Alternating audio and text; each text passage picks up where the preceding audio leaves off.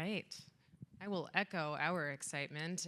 We're hoping to be a rowdy crew today. We'll see how this goes. As Aaron said, I'm Rachel Doria. I'm Senior Manager of MarTech at Kohl's.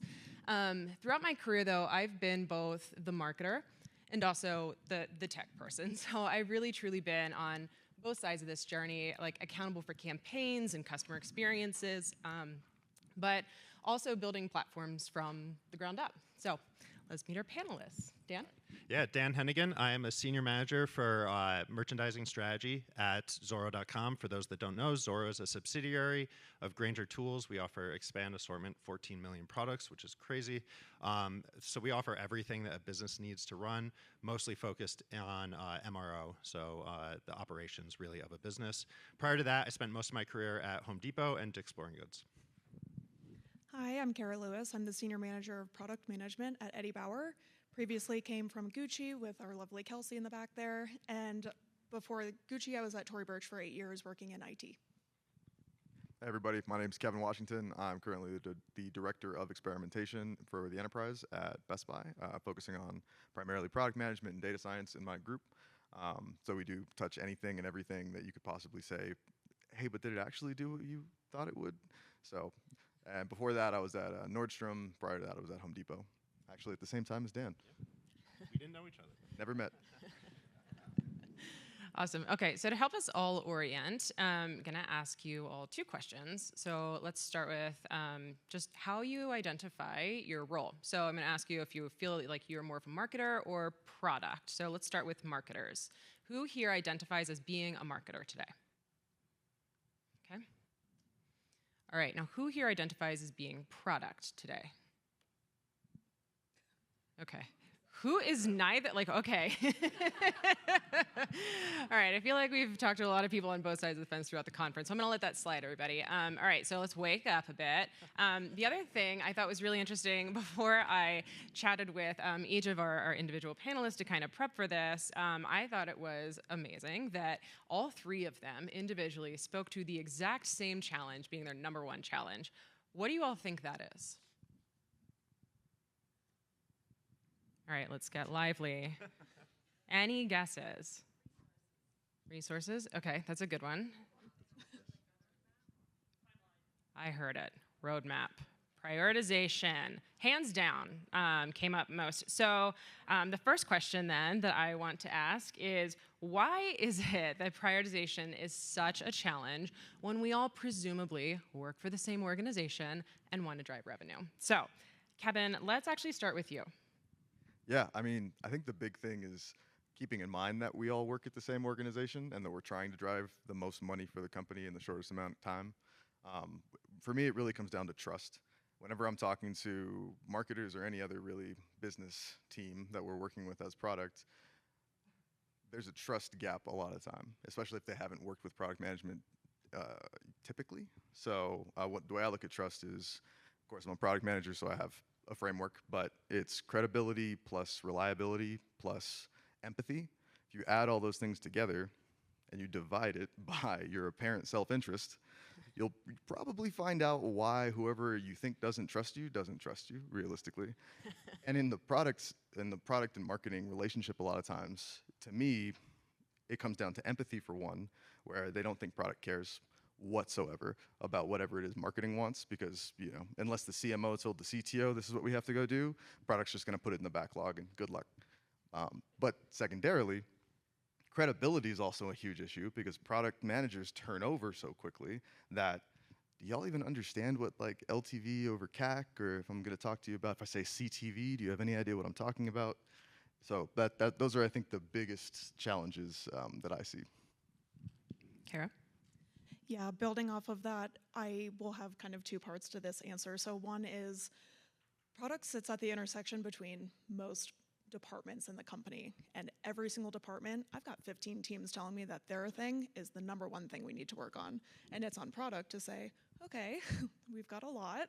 Let's look at what the business values and goals are, and what are we as a product team going to prioritize to deliver that revenue for the business, to drive the most value. And then in second of that is my dad actually told me a phrase when I was younger that I don't think he realized how much it would stick with me. And the only constant in life is change. And that relates to your personal life. And for a product owner, manager, I don't think I have something I tell my team more often than that. Business requirements change, business needs change. I guarantee you what your plan was on Monday morning is probably not your plan on Tuesday morning, and you need to adapt and change to flex with the business and what the business needs. And as the product team, it's our responsibility to explain why we're changing. People are much more adapt and ready and willing to change if they understand why they're gonna do it, especially engineers. Yeah, I think, Kevin mentioned trust. I would say communication is the big thing. I think there's actually a much bigger overlap in priorities between the two teams that we just don't realize because we're not talking about it. And we're looking at it from different angles. So we're trying to get to the same solution, but product might be saying this needs to function correctly, where we're saying the customer needs this pie in the sky idea.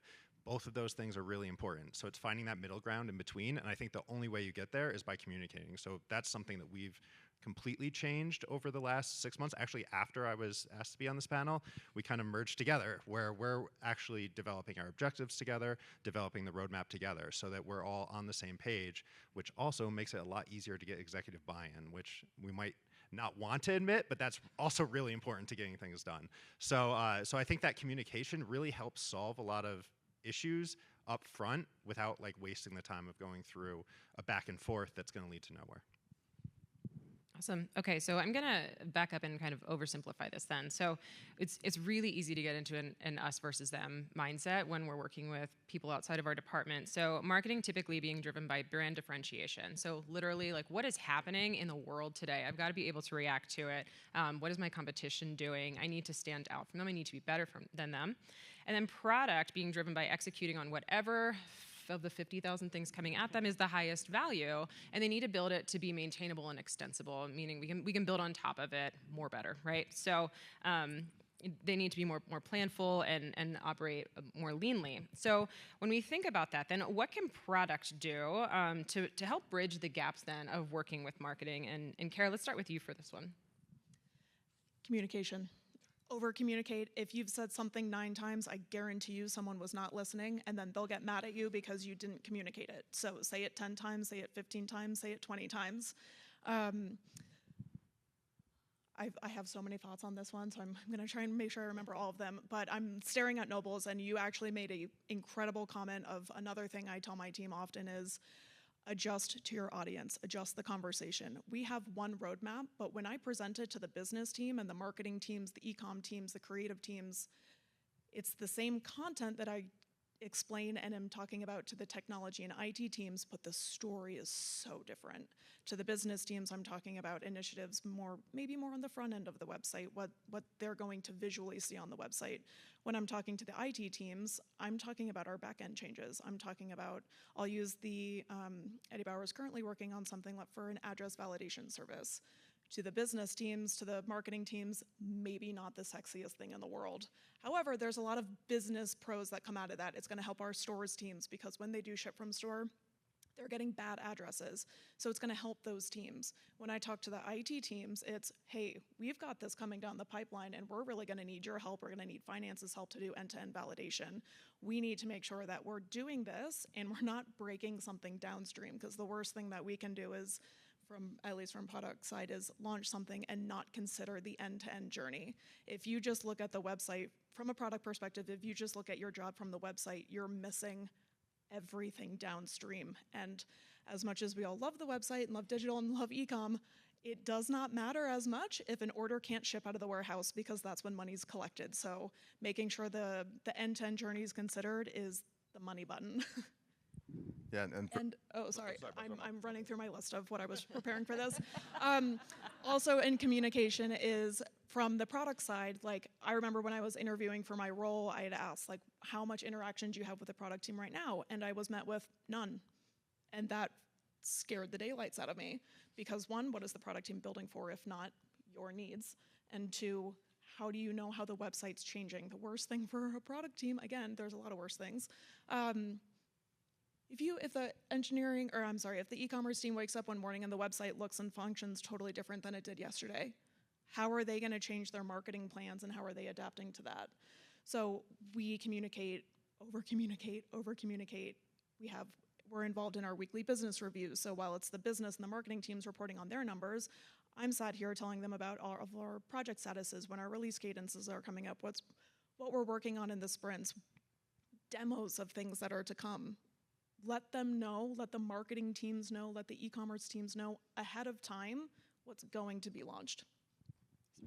No, and I think you covered all of the things. I feel like the main only other thing I would say is that for me, I bring back to that empathy piece again, where product managers tend to have, well, I shouldn't say all, but tend to have a bit of a God complex when it comes to their product in general. I will admit that. If you talk about my experimentation platform, I own it. If you have any problems with that, come talk to me, right? So, but it's and I expect that from my product leaders, but at the same time, there's a way to have that conversation, to communicate it with empathy, with understanding that, hey, I get it. I understand that Jen in marketing said that you're just automatically wrong because she's been doing it for 20 years at this company. And I get that you don't agree with that, but she's not completely wrong. She understands this business and this market better than you do because you were working in store technology last year. So take what you're hearing and what you're understanding, and there's a way to ask why. There's a way to get to the impact that you're trying to drive from a marketing standpoint or from any business leader standpoint, to be able to say, hey, cool, I understand that you want that thing. Let's talk about why that's the right solution. And let's talk about, for that specific solution, how many of the pieces of it have to be in place for it to be viable in the slightest. And how much money do each of these pieces drive individually? And let's work backwards into something that we can get you into the roadmap, not into the backlog, into the roadmap with something that we can quickly deliver value for the company. Because at the end of the day, I want to make my bonus. So I need to know that the thing that you're doing is going to drive revenue, and if it does, I will make it happen. So. And Kevin, something else that you had mentioned too is just this shift in mindset as well. You know, that you sometimes have to challenge back to marketers. Can you speak into that a little bit? Yeah, it's a shift in mindset when you ask why. A lot of times, I thought we were talking about on the product side of it, but what my advice for marketing teams would be, I tell every single one of my product managers, your first question that you ask whenever you're asked to do anything is why. And you need to ask why as many times as it takes to get to the root problem that you're trying to solve. And if you can't, if my product manager comes back to me and says, hey, Jen in marketing says that we have to do this, so I'm going to just go ahead and add it, and like top of the backlog, we're going to work on it. I'm going to ask them why. And then I'm going to ask them what the outcome we're trying to drive is. Because then they have to go and explain that to 10 or 15 people that y'all may never meet on the engineering team, on the UX team, on all these other teams, to go have that thing actually be created. And if I can't get them on the same page that this is what we should do instead of pivoting off the thing that our CTO said is going to drive $10 million in revenue this year, it's really hard to have those conversations. So having some empathy on the other side as well, to my job as a product manager is to determine what's your hypothesis. What are all of the assumptions that you're making about the thing that you want us to go build, and how do I validate each of those assumptions one by one to make sure that I have confidence that this thing's actually going to drive the value that you think it's going to drive. Awesome. Okay. And so then flipping the question to you, Dan, what can marketing do to help bridge the gaps? I think you're going to sense some common themes here, and I think some of what Kevin just talked about with the why is we should be providing that up front. So I think a lot of times people come to product and they've got what the opportunity is or the issue, and then how we're going to measure it, what we want the outcome to be, but it's missing sometimes that context. Did this come because our competitors all have this functionality, and if we're not at parity, and they expect it, we're going to lose those customers? Or is it because your boss had an idea that they just want to do that? And because that's going to be a very different way that it's going to be approached. So I think being able to provide that context is really critical from our side. I definitely think why should always be asked throughout, but we should also be doing that legwork up front. We should know why before we make a request, what we want to get out of that. So I think the second piece is, I'm glad you mentioned getting the merchandising or marketing team involved with whether it's sprint stand-ups or design reviews. That's something we've started to do a lot. Is we need to speak up in those. We need to, if we see something that's not going to work for the customer, or that might not work based on feedback we've gotten from how customers shop from suppliers, we need to be able to say that before 2 weeks of work is put into it. If we know that there's going to be an issue there, and same thing, we need to listen when we have an idea that we know is not going to function. Then we have to understand that there may be a different solution to get to that outcome. So again, the theme of communication becomes really critical, but that also involves us doing our homework leading into those conversations. Okay, and I'm just doing a time check here. I'm actually going to bump to our last question then, and we'll come back to another one if we've got a minute. But what is something tangible that people in the audience can take away when they go back to work tomorrow? Because some of what we've talked about, it takes a long time to build that trust, to build up the communication cadence. So Kevin, let's start with you again. Yeah, I think I thought a lot about what would be the one thing, especially if you don't have a strong relationship with product and all that, like having that conversation to say, hey, I want to be in your stand-ups. That's a rough conversation to have if you don't have the relationship already, because I was like, oh no. But every product team is going to have some framework that they use to determine what is the right thing to go and build. Now, Amazon's going to have their PRD, or actually, no, they have the working backwards document that's like 6 pages. Don't recommend that. But if you look at like Google's PRD, or you look at a product requirements document, or a white paper format, or even just a simple 5 whys analysis, every product manager should have something that they're using to vet ideas. If you can figure out what that is for your company, you can come with that to a conversation and say, hey, I've written out the problem, the hypothesis, the assumptions, the customer target, the audience segment, and the value, and this is what I want to go and do. And now, that's the beginning of a conversation, so don't put so much work into it that you're going to be 100% stuck on it, because the product manager still has to ask why, and they still have to delve deeper into some of those assumptions. But figuring out what that framework is that's being used and starting there, I think, is a great way to start. Yeah, I'm going off actually both of what both of you said. As marketers, you guys are the subject matter experts in your world. Come to us with the understanding and empathy that while we understand marketing, we are not as knowledgeable as you in it. When you use these acronyms, we might not know what you mean. So, actually, Kelsey, I remember when I first started at Gucci, you were in a meeting and you said ROAS, and I shamefully went home and Googled what ROAS was because I didn't know. And at that time, I had not worked in like the front end of a website that dealt with product, so it was a learning experience. And then that helps me when you come and say, hey, we want to do something that's going to increase ROAS, we want to do something that's going to drive all of our merchandising KPIs. We can then understand that. So help teach us. And on the flip side for product, help teach the e-com team, help teach marketing what a sprint is. Why, when a sprint starts, we can't immediately take in the request and launch it at the end of that sprint. Scope creep. No. Yeah, it's have an open door of constant communication. Everyone loves to talk about what they do. I've said how many times how much you will need to cut me short. We all love what we do, and we love to talk about it. So product, go to marketing and just be inquisitive. Ask them, teach me a little bit about what you do. Marketing, come to product and say, what's a sprint? What does a roadmap look like? When you say it's in the backlog, what does that mean? Because I would argue that most of you in this room, that's the worst thing you can hear, because you're like, oh, they're never gonna deal with it. That's a lost cause. It's not. You will deal with it. It's yes, but not at the moment. It's yes, it's now. Yeah. We will help set expectations for when these things can and will happen.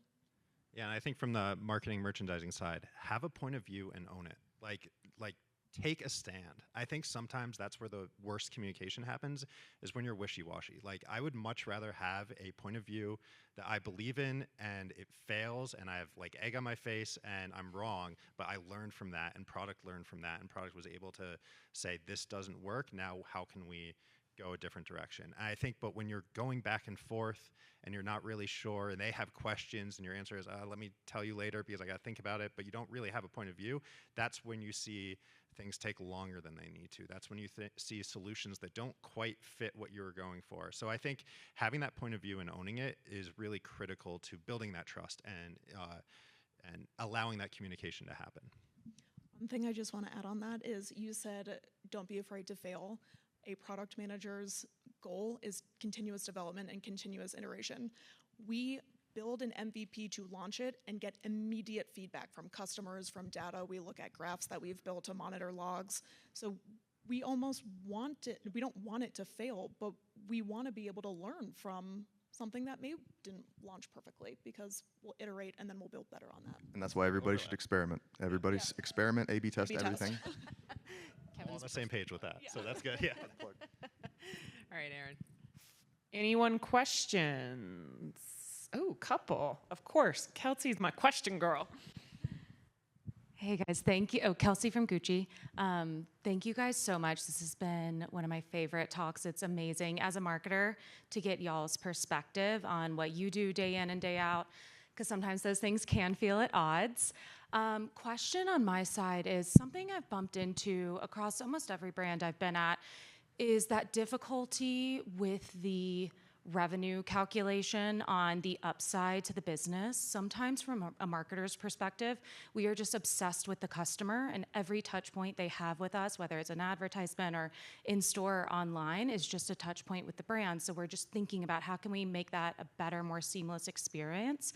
It's not always going to have an immediate top line impact. And no one wants to hear, hey, the upside based on my conversion rate is like $2,000, I think. It's better to just not even say that, I think.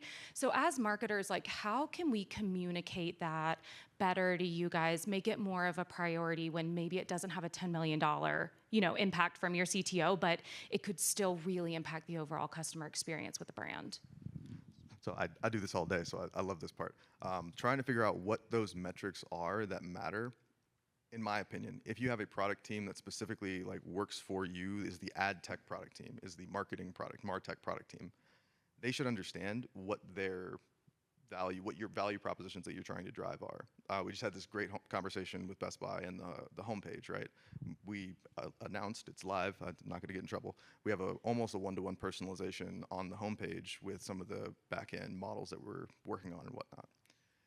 But the situation is, the job of the homepage is not to drive purchase conversion. So if you optimize those models for purchase conversion, you're going to miss out on the entire discovery pipeline, because you're going to promote things to the customer that are going to get them straight to a purchase. And there goes your UPT, your AOV, your ASP, whatever it is.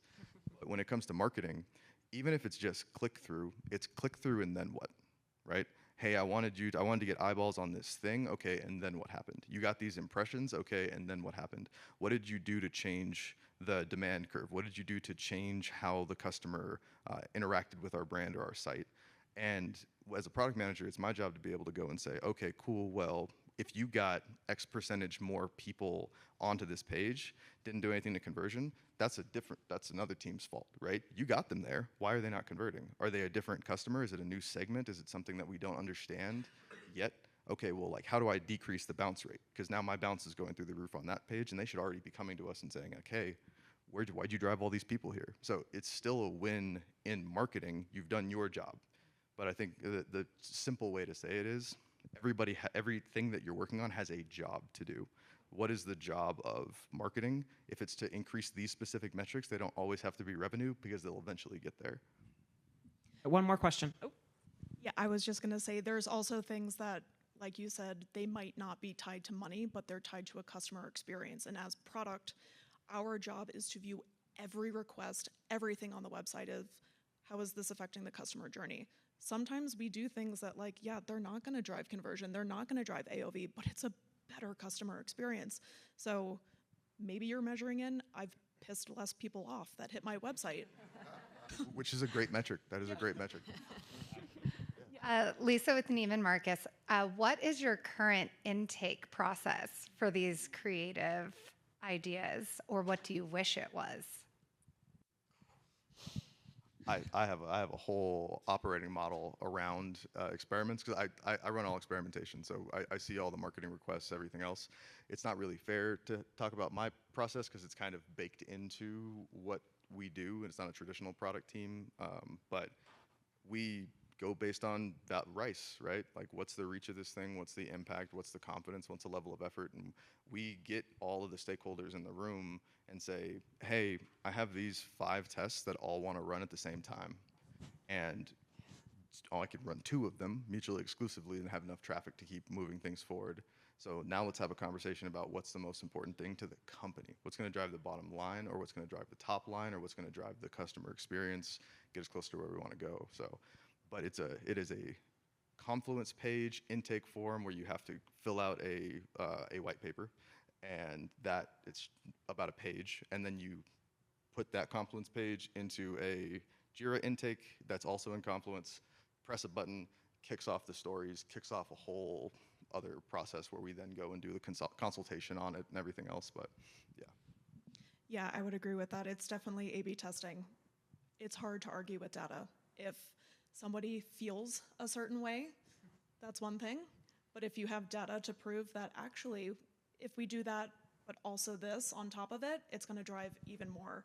So it's being able to test what we want to test what you guys want to test, to prove out that what we are going to be spending our money and resources on with the engineering team, with the QA team, with the product team, with everybody, with operations, that we've proved out why this is a good investment for us to even build. Dan, Cara, Kevin, Rachel, thank you guys so much.